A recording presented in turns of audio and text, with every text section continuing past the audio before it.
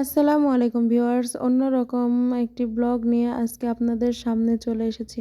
ভিডিওর শুরুতে দেখে বুঝতে পেরেছেন যে আজকে আমরা মাঝরাতে উঠেছি, কারণ ভোর 4টায় আর্নাবের আব্বুর ঢাকার যাওয়ার গাড়ি রয়েছে। ঢাকায় যাওয়ার কারণ তার অন্য চাকরির জন্য একটি ইন্টারভিউ রয়েছে।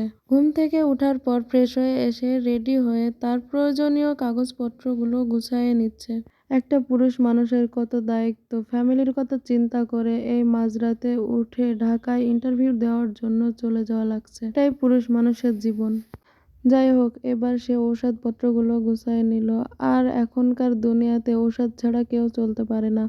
আগে জানতাম পানির অপর নাম জীবন, কিন্তু এখন জানি ঔষধের অপর নাম জীবন। এখন মানুষের কাছে কিছু থাক আর না থাক, ঔষধ থাকবেই। ঔষধ ছাড়া কেউ চলতেই পারবে না। হালকা কিছু খাওয়া দাওয়া করার পর একটি বোতলে পানি ভরে নিল। দেন এবার যাওয়ার জন্য প্রস্তুতি নিচ্ছে। সবকিছু ঠিকঠাক করে নিয়ে এবার বের হয়ে পড়ল। আমি সহ তার সাথে রাস্তা পর্যন্ত গেলাম, কারণ আমাদের এই মেন গেট লাগানো লাগবে ভিতর থেকে। এবার সে আমাকে বিদায় জানিয়ে চলে গেল। আমিও গেট বন্ধ করে দিয়ে উপরে চলে আসলাম। সবাই আমাদের জন্য দোয়া করবেন। ভিতরে এসে দেখি আর্নাবের এই অবস্থা। আজকের ভিডিওটি এই পর্যন্ত। আবারও দেখা হবে অন্য কোনো ভিডিওতে। আল্লাহ হাফেজ।